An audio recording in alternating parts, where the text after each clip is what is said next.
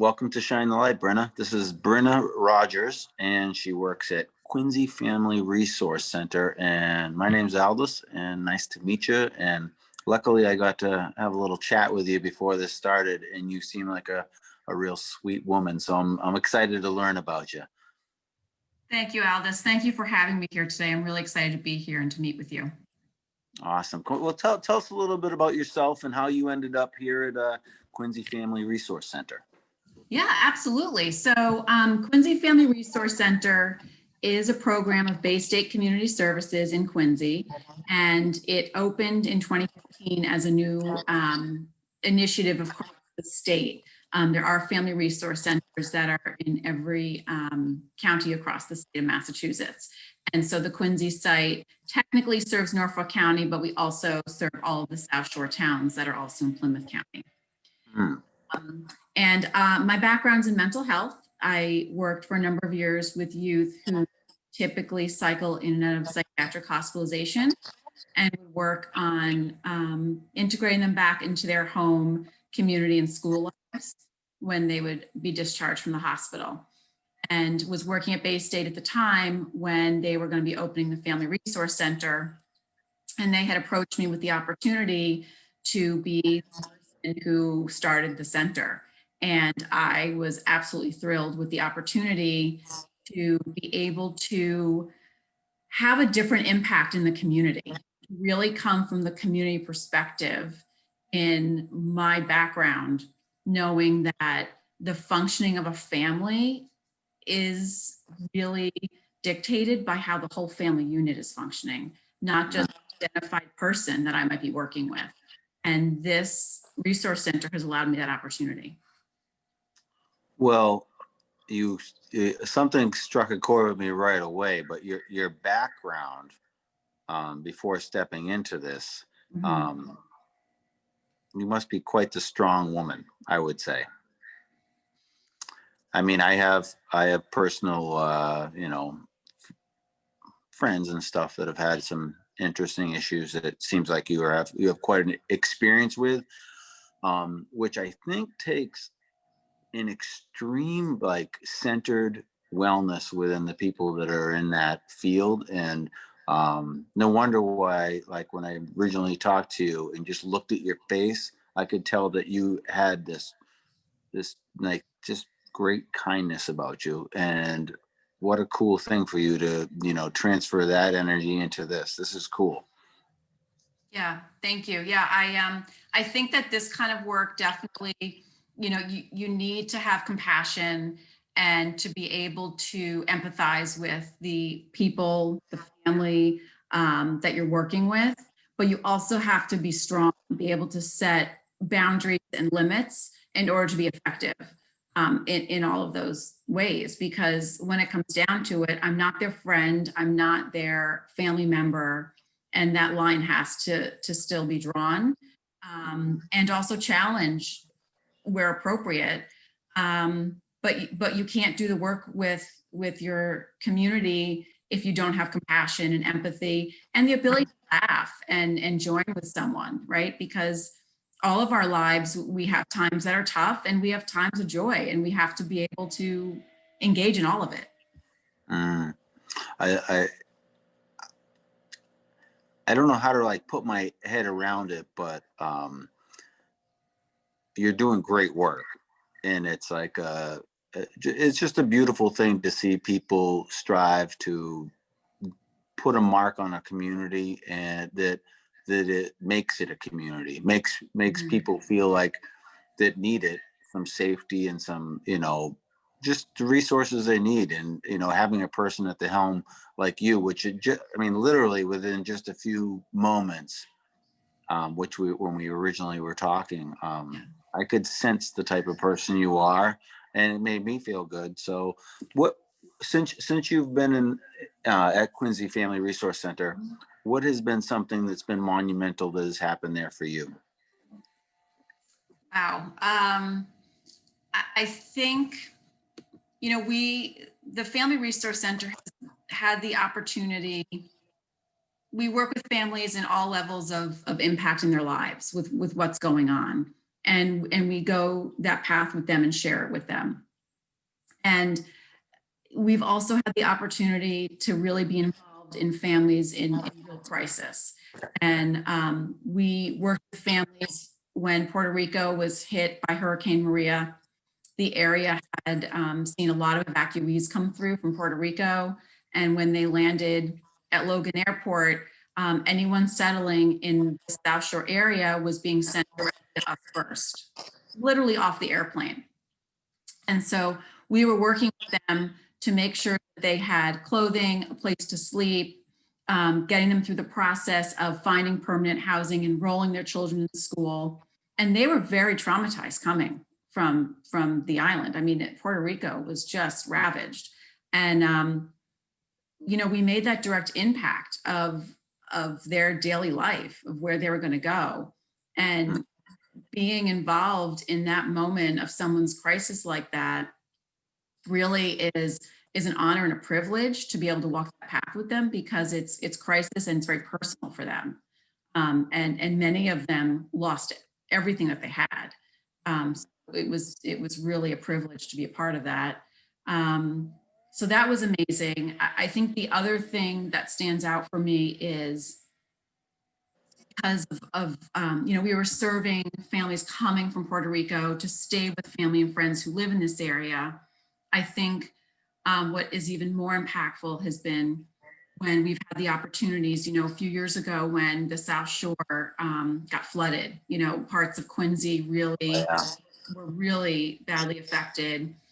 We were part of that response with the Red Cross and the organizations, that we really were able to help families in this, again, crisis situation. And they're our neighbors, they're our friends, and talk about impacting someone that you know, or that that you meet because of it, who may just be down the street from you. And sometimes it was major in terms of losing their home and needing a place to stay and trying to figure that out for them.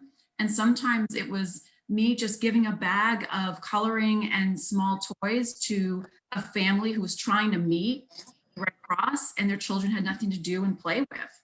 And I had activities for kids, so I gave them one so that the kids could be occupied, so that the parents could focus on the work. How many people work at the Quincy Resource Center? We are a mighty but small staff of 8. And how many people volunteer? We typically have volunteers help us with events that we run, because we do that on a rotating basis. We did a backpack drive this fall for kids, and we always do a holiday toy drive. We used to do a Halloween party pre-COVID, where we'd have about 150 families come through, trick-or-treating and doing a walk through haunted house. So we typically utilize volunteers for our events as opposed to like on a regular basis. So that can fluctuate, but you know, we've had during the toy drive definitely takes about 25 volunteers to help us make it happen. How do people get in touch with you to be connected in a way to just be connected and see what they can do that makes sense in their lives to help other people's lives through you guys? How does that happen? So we do have a Facebook page, Quincy Family Resource Center, and an Instagram account, which is Quincy FRC, which is really the best way to keep up with us and what we're doing. Things are always posted on there, whether it's groups that we're offering for families to participate in, events, areas that we need help fundraising or donations are always on there. And people can always message us that way as well. If you go to the Bay State Community Services website, there's also a link to the Quincy Family Resource Center there, where people can easily find an email to send us, also inquiring. Are you seeing avenues of, or and that's not a right way to put it, are you seeing people that are coming to you right now because of COVID? Yes, we You are. 100%. Yes. So what are they asking for? And through you, what would be a nice thing or an easy ask of people in the area to be able to give or participate? That's such a great question, Aldous. Thank you for asking that. One of the missions of the center is really to work individually with families. So each family that comes through, we are trying and hoping to problem solve individually what they're facing and Mhm. get them through that. A lot of what we're seeing right now are parents reaching out, needing help with their youth who can't or is having trouble engaging on hybrid schooling, virtual learning, whatever the combination is. There are a lot of youth who are really struggling with that. And parents are really having a hard time supporting their youth in that for various reasons, right? We've got some parents who can't work from home and are out in the world working and can't help their child who's sitting at home trying to virtual learn and engage. We've got the parents who are home, maybe they're working, maybe they're not, and trying to support their child. It's just so complicated. So that's one area we're seeing a lot of. The recent eviction moratorium that's Mm. ended, that's been more of an issue that we're seeing come through right now. Where families calling us, trying to figure out what happens if my landlord evicts me? What if I continue and I can't pay my mortgage? I don't understand the rules and regulations. So that's something that me and my team are being educated on and figuring out so that we can help families individually understand from their perspective, depending on their income, whether they're a renter, whether they, they own their property, what their rights are, and what is available to them to assist them financially, if anything. And there are some programs that are coming up from the state, which is fantastic, and those are the ones that we'll be reaching out to. So I think that it's so helpful when the community supports our specific events. We had a great outpouring of support for our backpack drive. And, we get new backpacks, we fill them with school supplies and get them out to the families who need them.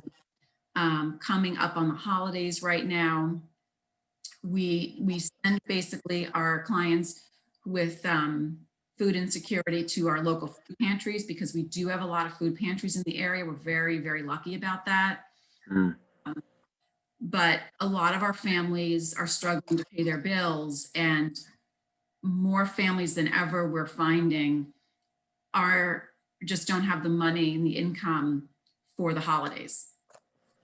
And we right now are collecting applications for families who need help with holiday gifts for their children. And we're getting more applications than we've ever seen. And it is really concerning. The other part that's concerning is that some of our typical donors have already reached out to us, letting us know they're not in a position to help us this year. So anyone who'd like to sponsor children, a toy drive, maybe run a toy drive in your neighborhood or your organization or your company, gift collection to be able to donate would be really helpful. Our website, quincyfamilyrc.org, there is a donate button if anybody wants to make a financial contribution, whether it's to our toy drive or to our general fund, which allows us to assist families with various needs that we can pay a bill for them where it's appropriate, to help cover and bridge a gap that they're facing. So for the general fund, is there like a direct link that people can contribute? Yes. Did I miss that? Did you say that? There was a direct link? So yes, there is. So on our website, there's a donate link. So you can donate, generally to the Quincy FRC, which is utilized, decisions that I would make along with my leadership on families who need to sort of bridge that gap. So how often are you getting contributions there? Not as much as I would like.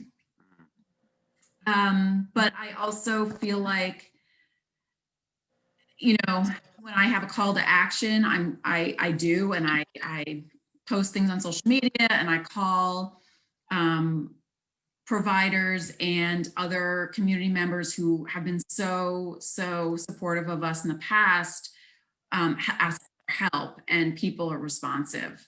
I think it's times like now, it's wonderful to have that to fall back on so that I'm able to help the families more swiftly than having to reach out and try to collect the support that we need. Um, I keep thinking about, like, just paths that I've been taking and things that I've done that are, I mean, I've done a million, because I'm a musician. I've done a million fundraisers, a lot. And I kind of see the positives and negatives of how they're all done. But one thing I always come back to when I'm thinking about people trying to help other people through fundraising or through charitable work or through just inspiring positive work, period, community, nice work. Um, a lot of time it comes down to the community that is built around the message and the direction, or the mission. And I wonder who you guys are affiliated with, as far as businesses, if any, which I don't know, that help maybe raise that awareness, Mhm. um, and make it something more tangible for people. Because sometimes there's so many needs out there right now. There's so many, in many different, that they're coming at you in all different ways. But locally, um, I'm seeing, this is, you're doing a beautiful thing here. So it seems like if there's more awareness to it, and I'm Yeah. not saying I mean, I guess you can always use more. So I'm just thinking, like, well, who's connected with you guys? Mhm. Yeah, I mean, that's a good question because I think it's tricky. I mean, some of the work we do have to maintain confidentiality and the HIPAA Okay. regulations, and so we have to really be careful how we balance that with getting the word out, and that's tricky. I mean, it really is. Um, Mm, and so sometimes, we've got such a great network. The South Shore community is amazing. I mean, and by we, I mean everybody. Like, I think that the South Shore is an amazing community. And I think that they're very responsive. And so it's a hard line because I'm trying to navigate the confidentiality piece and getting assistance, and how do you share the message. And then, I have to be very, very careful with what gets posted on social media. We know anything that we post can be shared anywhere. And so mm. to balance all that while getting the word out, and keeping up with the businesses, the organizations, the other providers, and the individuals who support what we do, is challenging. Yeah. I like to think that I do the best that I can at it every day. Always open to feedback. But yeah, I mean, we definitely have a group of followers, and sometimes that changes, right? Sometimes people, organizations, who they support and how they support them changes based on an organization's goals. So sometimes we find that shifts. I'm looking at how this is going to change this year, because particularly as we're saying all this with COVID, that has changed for some people and organizations' ability to do what they've normally done. So Yeah. I don't have a good answer for that, but I feel like it's something I'm constantly trying to get my hands on and figure out. Well, you're here right now. I am here right now, and I'm just so grateful to be here right now and to have had the opportunity to meet you. This is great. Yeah. Well, you seem great, and I'm gonna wrap my head around. We'll talk to our quad team, and think about things. But I, I think it was nice to shine a little light on what you're doing and understand your mission more than I do. And I know that I, I'm gonna look a little deeper myself and understand, you know, what can be done in our community to support such a venture, because it is a very tricky time. and you have a beautiful job, but a hard job. Mhm. And I like how you came in with your background. Mhm. Kind of shows how um, like the empathy, the support, the strength, your background, that to move from that to what you're doing. Yeah. Um, I don't know. I think that's encouraging to hear. It's Mm. nice. You're doing nice work, so you should be. I like to hear it. It's making me feel good talking about it and thinking about this, because every day we're talking about the trials of what is Mhm. happening in this world. Never mind in a normal days. Right. These days right now are ambiguous and tough and gross, and we can still find some beautiful things. And like you Mhm. said, I liked how you were talking about the floods. Mhm. And that's like a really cool thing when you see a community come together, and that you were able to have your center provide some comfort and some Yeah. support. That's nice. Yeah. um so why don't we we'll catch up, but you're welcome to reach out to me anytime if you have any thoughts. I do a bunch of stuff, and our office does a bunch of stuff, and we um I don't know. We'll see what happens and see if we can be a community and help support you. But this is a great start, giving you a chance to, talk about what you do, and, say what Bryna Rogers is all about. Thank you so much. And we will definitely keep in touch. I love meeting you, and having the opportunity to participate in this has been fantastic. And I'm looking forward to seeing where else this goes. I'm very excited about the Quincy Urban Arts District. I think it's fantastic. So I'm definitely excited and glad to be a part of it. And we will definitely keep in touch. Awesome. Well, you now have my number too. So I do. I'm going to be texting you now. that's, that's fine. That sounds great. And wishing you health and happiness. And thank you so much for joining me. Thank you.